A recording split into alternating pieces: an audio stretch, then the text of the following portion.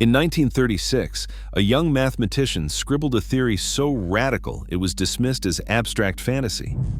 Yet, in secret wartime rooms, Alan Turing's ideas would help turn invisible equations into machines that could decide the fate of nations. The stories behind these breakthroughs, the quiet experiments, overlooked patents, and classified projects, built the world you live in, one overlooked mind at a time. But why were their greatest discoveries nearly lost to history? And what price did these pioneers pay for changing everything? The answer begins with an unsolved question that still haunts the digital age. In 1936, Alan Turing published a paper that quietly rewrote the boundaries of human thought. The question was simple: could a machine, following a set of rules, solve any problem a mathematician could? Turing's answer was the universal machine, a device that, in theory, could read symbols on an endless tape, change its state, and write new symbols, all according to a finite list of instructions. This abstract model, now called the Universal Turing Machine, was not a blueprint for any real hardware.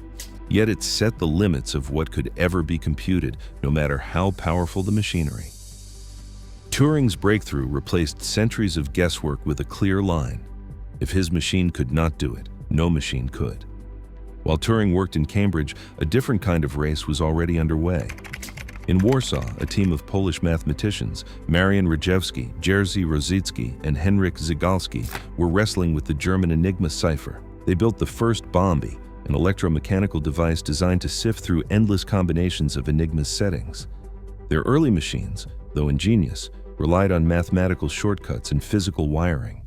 When Poland fell in 1939, their ideas crossed borders, landing in the hands of British intelligence. At Bletchley Park, Turing's theoretical vision found urgent purpose. The war demanded more than abstract logic. What mattered was speed, something only machines could deliver. Drawing directly on the Polish work, Turing and engineer Harold Keen designed the British bomb. Unlike its predecessors, the British bomb could be reconfigured daily, hunting for Enigma's secrets at a pace no human could match. Each bomb stood over 6 feet tall, packed with rotating drums and relays, and could test millions of possible key settings in a single day. The design notes from early 1940 show Turing's hand in the logic, while the engineering diagrams reveal a new kind of thinking, one that bridged the gap between pure mathematics and physical machinery. The universal machine had leapt from paper to reality. In the process, the boundaries between mathematician, engineer, and codebreaker blurred. Turing's abstract tape and head became steel drums and wires, reading and rewriting the fate of nations. The era of computation had begun, not in the open, but behind locked doors and under layers of secrecy. The world would not learn for decades that the first computers were built not for science, but for war. Stacks of classified memos stamped with the initials HW and dates ranging from 1942 to 1945 paint a picture of relentless hidden labor. Bletchley Park's codebreakers, bound by the Official Secrets Act, worked in silence. Their breakthroughs moved through a web of redacted reports and ciphered correspondence, each document a fragment of a story the world would not hear for decades. Alan Turing and Tommy Flowers, names now etched into history, were then little more than signatures on restricted files. Flowers, a post office engineer, built Colossus in a race against time, wiring thousands of valves to crack the Lorentz cipher. The machine's existence would remain a secret long after the war ended, its schematics locked away as state property. As the war drew to a close, the machinery of secrecy pressed on. Even Turing's closest colleagues were often kept in the dark about the full scope of the operations. Declassified records from the National Physical Laboratory reveal the scale. At its peak, Bletchley Park employed over 9,000 people, yet the knowledge was so compartmentalized that few understood the true purpose of the machines they operated. The official line was clerical work, which masked a revolution in logic and engineering. Only after the war, when Turing joined the National Physical Laboratory, did the outlines of a new vision begin to take shape. In March 1946, Turing submitted the draft for the automatic computing engine known as ACE. The blueprint was not just another code-breaking device. For the first time, Turing laid out a design for a general purpose, stored program computer, one that could change its function simply by loading a new set of instructions. The A-side design, preserved in National Physical Laboratory archives, described memory units, input devices, and a central control that mirrored the logic of his universal machine. The technical notes show a shift from wartime improvisation to a systematic, future-facing architecture. Turing's ACE was a direct descendant of the clandestine machines, but it was meant for open inquiry and scientific progress. Yet even as the blueprint circulated among a small circle of government scientists, the legacy of secrecy lingered. The world outside remained unaware that the boundaries of the possible had already been redrawn behind locked doors. In 1936, Alan Turing drew a line that separated the computable from the impossible. Yet even as he mapped the boundaries of logic, he encountered a wall that no mind or machine could cross. In his proof of the halting problem, published that same year, Turing showed that no algorithm can decide for all cases whether a given program will eventually halt or run endlessly. The proof itself is spare, just a handful of lines, tight as a trap.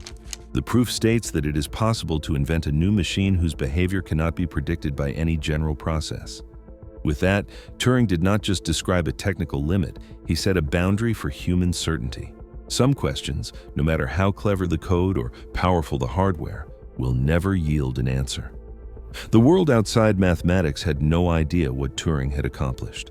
When the war ended, his name remained hidden in classified files, and his work on the automatic computing engine, known as ACE, was known only to a handful of government scientists. But in 1952, the British state turned its attention to Turing for a different reason. That year, he was arrested and convicted under Section 11 of the Criminal Law Amendment Act, accused of gross indecency for a private relationship with another man. Court records from the Chester Assizes detail the proceedings. Turing pleaded guilty, and he was sentenced not to prison but to chemical castration, forced injections of synthetic estrogen. The punishment stripped him of his security clearance, ended his consulting work, and left him isolated from the scientific community he had helped create. Turing's death in 1954 was ruled a suicide by cyanide poisoning. It closed a chapter that official Britain was eager to forget. For decades, his conviction stood in the records, unchallenged. On December 24, 2013, the Crown issued a royal pardon. The document states that a pardon is granted to Dr. Alan Turing for his conviction for gross indecency. The gap between the proof that changed the world and the world's treatment of the man is stark. Turing's greatest insight was not just about machines, but about the limits of what can be decided, by logic, by government, or by society. His legacy is measured not only in algorithms, but in the cost of genius when it collides with the boundaries of its own time. Patent number 2,292,387 entered the U.S. Patent Office on June 10, 1941, stamped with the names Hedy Keesler Markey, better known as Hedy Lamarr, and George Antheil. The document title Secret Communication System gave little hint of its ambition. Its diagrams, preserved in the patent archives, show a transmitter and a receiver linked by a coded sequence, each jumping together from one radio frequency to another. This was not just a new gadget, it was a blueprint for hiding a signal in plain sight while enemy ears listened in vain. The patent's heart lay in the mechanics of synchronization. Antheil, a composer famous for synchronizing dozens of player pianos in his concerts, brought that same thinking to radio. The patent drawings detail two rolls of perforated paper, one in the torpedo, one in the control ship, each punched with a matching pattern. As the paper advanced, both transmitter and receiver would hop between 88 radio channels in perfect lockstep. The number 88 was no accident. It matched the number of keys on a piano, a nod to Antheil's musical world. The system was designed so that even if an enemy tried to jam one frequency, the signal would simply leap away, impossible to follow without the secret pattern. The technical language of the patent is precise. It states a method of secret communication comprising the steps of transmitting signals at a plurality of predetermined frequencies and changing from one frequency to another in accordance with a predetermined pattern. The mechanism was entirely mechanical, no transistors, no silicon, just gears, rolls, and wires. Yet the principle was profound. It offered a way to shield radio-guided torpedoes from jamming, a threat that haunted Allied planners in the early days of World War II. Lamar and Antheil filed their application in the summer of 1941. The patent was granted on August 11, 1942, its pages stamped and sealed by the USPTO. Both inventors are credited equally, a rare partnership between a Hollywood star and an avant-garde composer. Their signatures appear side by side on the official document, a quiet record of a collaboration that crossed the boundaries of art and engineering. The technical credibility was unassailable, every claim supported by mechanical drawings and step-by-step descriptions. For all its ingenuity, the invention would soon meet the limits of its era, but in these pages, the mechanics of frequency hopping were laid bare, years before the world was ready to listen. The Navy's Technical Review Board convened in the autumn of 1941, summoned by a proposal that looked nothing like military hardware. The inventors' names, Hetty Keesler Markey and George Antheil, carried no weight in defense circles. Patent 2,292,387, with its player piano rolls and synchronized radio channels, was met with polite skepticism. Navy evaluators, according to correspondence preserved in the National Archives, questioned the practicality of mounting delicate mechanical parts inside a torpedo. The official notes mentioned concerns over mechanical complexity and fragility under combat conditions. The verdict was not feasible for wartime deployment.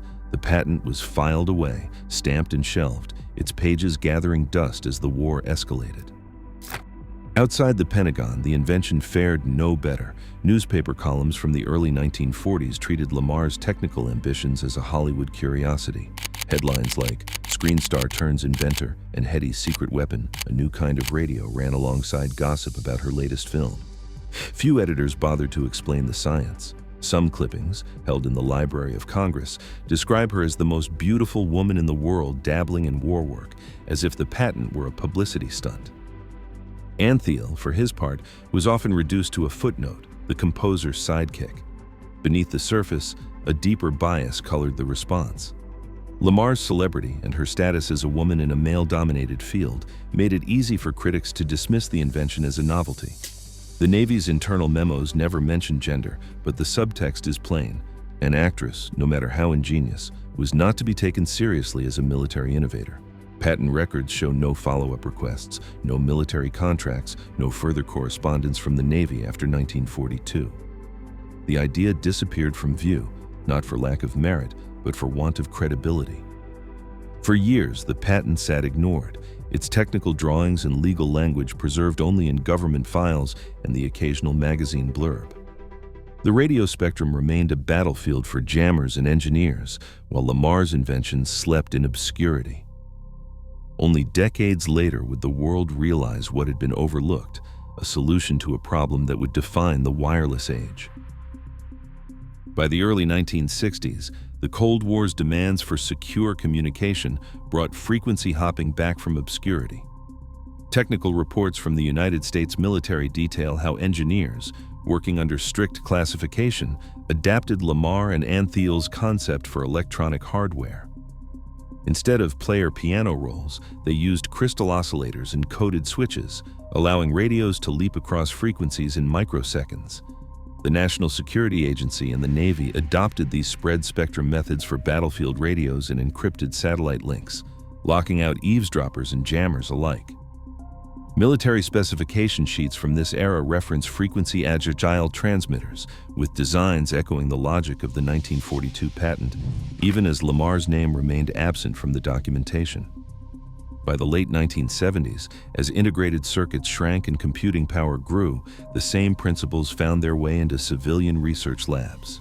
Engineers at Bell Labs and MIT Lincoln Laboratory published papers on digital spread spectrum, citing the need for robust, interference-resistant communication. The technology quietly made its way into commercial patents, and by the 1990s, the IEEE ratified protocols for wireless data exchange, Bluetooth and Wi-Fi among them. The Bluetooth Special Interest Group's founding documents and the IEEE 802.11 standard credit spread spectrum as the backbone of reliable short-range networking. These standards, now embedded in billions of devices, trace their lineage to the frequency-hopping logic first mapped out in a wartime patent. It was not until the late 1990s that Lamar's technical legacy began to surface in public. Engineering societies and wireless historians, reviewing declassified military records and the original patent, traced the direct line from her invention to the wireless signals crisscrossing the globe. In 1997, the Electronic Frontier Foundation awarded Lamar the Pioneer Award, acknowledging her role in shaping modern communications.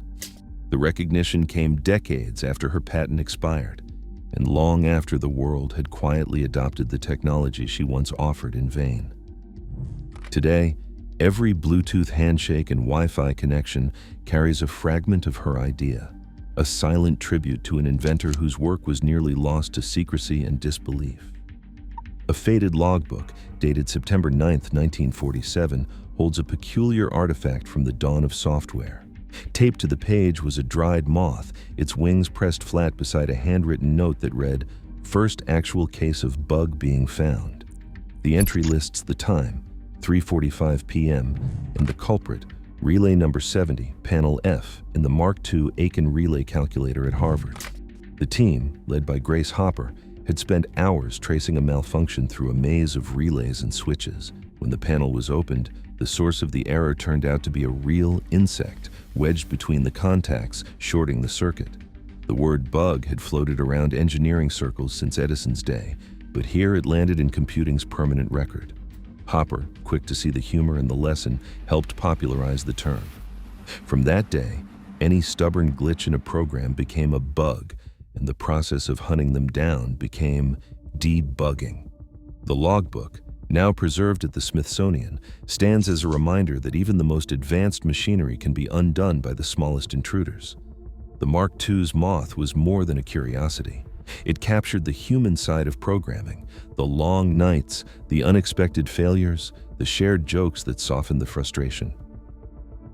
Hopper and her colleagues were among the first to face the unpredictable nature of software. Each time a relay stuck or a calculation went astray, the team had to invent new ways to isolate faults, document errors, and refine their approach.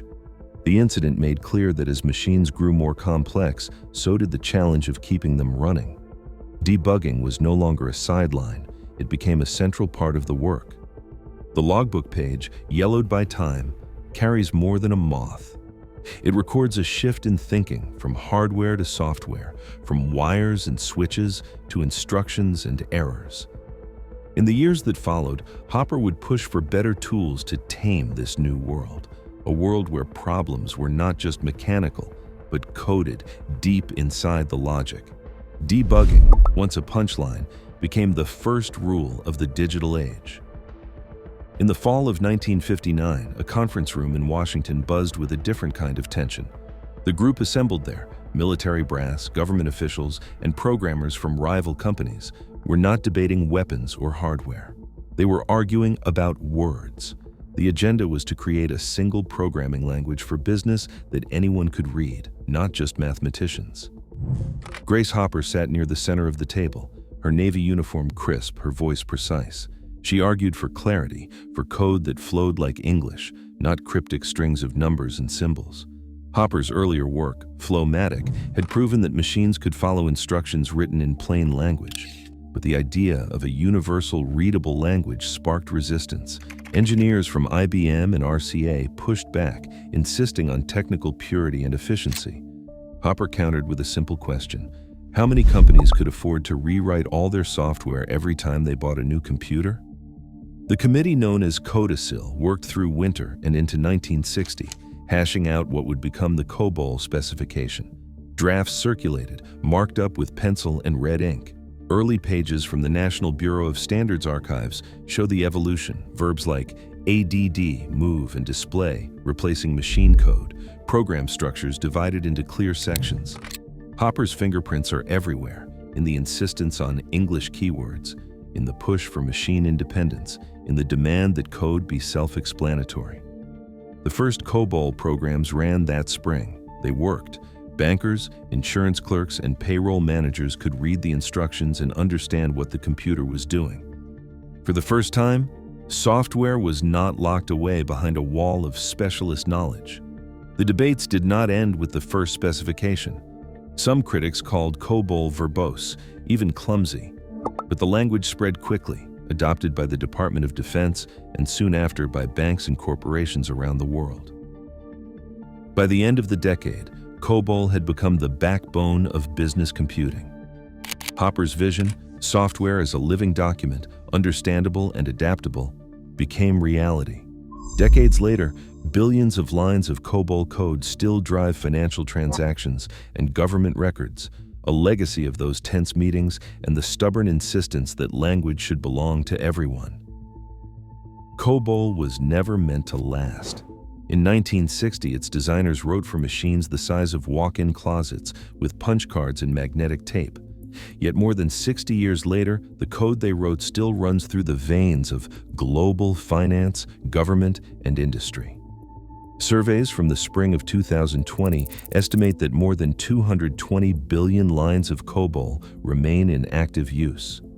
Mainframes from the 1970s and the 1980s, humming away in climate-controlled rooms, continue to process payrolls, tax returns, insurance claims, and airline reservations, tasks so critical that even a brief outage can ripple across entire economies.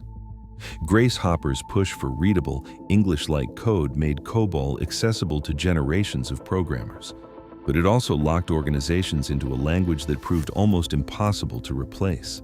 The logic was simple. If a program worked, why rewrite it? Over decades, layer upon layer of business rules, exceptions, and regulatory changes accumulated in these systems. By the time newer languages arrived, the cost and risk of migration had become prohibitive. COBOL's endurance was not planned. It was the product of inertia, necessity, and the sheer volume of code already in place. The world noticed this hidden infrastructure in the spring of 2020. As the COVID-19 pandemic forced millions to file for unemployment, state systems in the U.S., many built on COBOL, buckled under the strain. News reports described agencies scrambling to find programmers fluent in a language most universities had stopped teaching decades earlier. Some states issued public calls for retirees to help patch and maintain code written before the internet existed. The headline spoke of a digital time capsule opened by crisis, revealing the deep roots of decisions made long before today's technology leaders were born. Hopper's foresight gave COBOL its initial strength, code that could be read, maintained, and adapted by ordinary people. That promise, meant to free business from the tyranny of machine-specific programming, has become a double-edged sword. The language persists not because it is elegant or modern, but because it is indispensable. In the background of daily life, trillions of dollars move through routines written in a language older than most of the people who depend on it. The digital age runs in part on the words of a generation that believed software should be as clear as a sentence on a printed page. March 1989. In an office at CERN, Tim Berners-Lee drafted a proposal that would quietly redraw the boundaries of how knowledge could be shared. The document, titled Information Management: A Proposal, began with a problem that haunted every corner of the laboratory. Information was scattered, siloed on incompatible computers, lost in forgotten reports and private notes. Physicists and engineers came and went, leaving behind a trail of data that no one else could find. Berners-Lee's solution was disarmingly straightforward. He sketched out a system where any document on any machine could be linked to any other, forming a web of connections that anyone could navigate. The core idea was not technical wizardry, but radical simplicity. He proposed 3 building blocks: a protocol for transferring documents, HTTP, a plain text markup language for formatting them, HTML, and a universal way to name and locate them, URI. Each piece was designed to be as simple as possible so that anyone, regardless of their machine or background, could use it. The proposal reads more like a memo than a manifesto. There are no grand claims, only a quiet confidence in the power of linking ideas. Handwritten notes in the margins from his manager Mike Sendell capture the uncertainty, vague but exciting. Yet the technical sketches inside are precise. Berners-Lee describes how a server might respond to a request for a file, how a document could point to another using a simple tag, how a user could move from one idea to the next by clicking a link. The system would not require new hardware or complex software, just a shared set of rules that anyone could implement. The decision to keep these standards basic was deliberate. Berners-Lee had seen other information systems collapse under their own complexity. Here, the goal was clarity, not control. The drafts from March 1989, preserved in CERN archives, show the evolution of these ideas, sketches of nodes and links, lists of possible protocols, early outlines of what would become the first web page. The simplicity of the design made it possible for anyone to participate, from a graduate student with a single file to a laboratory with millions of records. Berners-Lee's proposal did not promise a revolution. It offered a toolkit, a way to make sense of the growing chaos of digital information, one link at a time. On a gray Next computer in a CERN office, the first web server blinked to life. Tim Berners-Lee and his small team had spent months writing code, testing protocols, and troubleshooting errors that no one had ever encountered before. The server, running a program called CERN HTTPD, quietly waited for requests, ready to deliver documents to anyone who knew how to ask. This was not a grand unveiling. The first website, info.kern.ch, went live without ceremony. Its homepage spelled out what the World Wide Web was, how to set up a server, and how to create your own web pages. The instructions were plain, almost bare, but they carried a sense of possibility. The browser, called World Wide Web, doubled as an editor. Users could not only read pages, but also write and publish their own. The code was simple and open, using the new Hypertext Transfer Protocol, HTTP, and HTML markup language. Berners-Lee's Next machine wore a sticker that said, "This machine is a server, do not power it down." Server logs from 1990 and 1991 show a trickle of visitors, mostly CERN physicists curious about the new tool. Each connection, each request for a document, was recorded in the logbooks, digital footprints of the earliest web explorers. Snapshots of the original code reveal a system built for clarity above all else. No passwords, no paywalls, no proprietary barriers.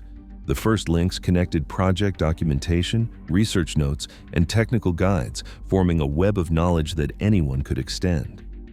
The team's excitement is clear in their archived emails and meeting notes, references to the first successful server response, the first remote connection, the first bug fixed in real time. By late 1991, a handful of servers had joined the network. The proof was undeniable. The web worked. What began as a prototype, running quietly on a single workstation, had become a working system, one that would soon outgrow the walls of CERN and reach far beyond the world it was built to serve. April 30th, 1993, CERN issued a memo that would change the course of digital history. The document, brief and almost bureaucratic in tone, announced that the World Wide Web software and protocols were now released into the public domain. No patents, no licensing fees, no restrictions. Anyone, anywhere could take the code, build on it, and share it freely. The legal note, signed and filed in Geneva, was clear. The web was a gift to the world, not a product for sale. This choice was anything but obvious. In the early 1990s, the technology industry was racing to build walled gardens and proprietary networks. Services like CompuServe and AOL charged monthly fees for access to curated content. Berners-Lee and his colleagues at CERN stood at a crossroads.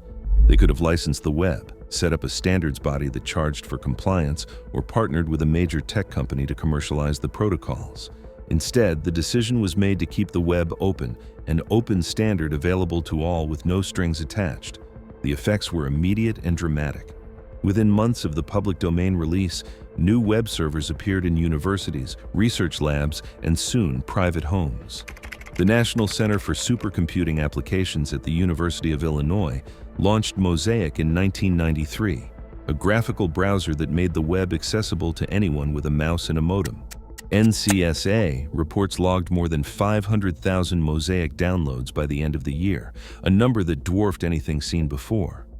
The number of websites surged from a handful to hundreds, then to thousands, as students, scientists, and hobbyists rushed to claim their own corner of the new digital landscape. Berners-Lee's vision, information for everyone, everywhere, became reality not through technical genius alone, but through a single, radical act of openness. The 1993 release memo, dry as it reads, stands as a quiet declaration of trust in the world. By refusing to lock down the web, CERN ensured that no single company, government, or institution could own it. The web's explosive growth was not an accident of timing or technology, but the direct result of a choice to make the world's most powerful communication tool free for all. Our digital world stands on foundations once dismissed, overlooked, or hidden. Today, code shapes economies, democracies, and daily life. Yet the next revolution may already be unfolding in someone's unseen experiment or encrypted message. The future of technology depends not just on new machines, but on whose voices are heard. Progress demands vigilance, imagination, and the courage to question what others ignore. What will we recognize before it is history? Join the conversation below.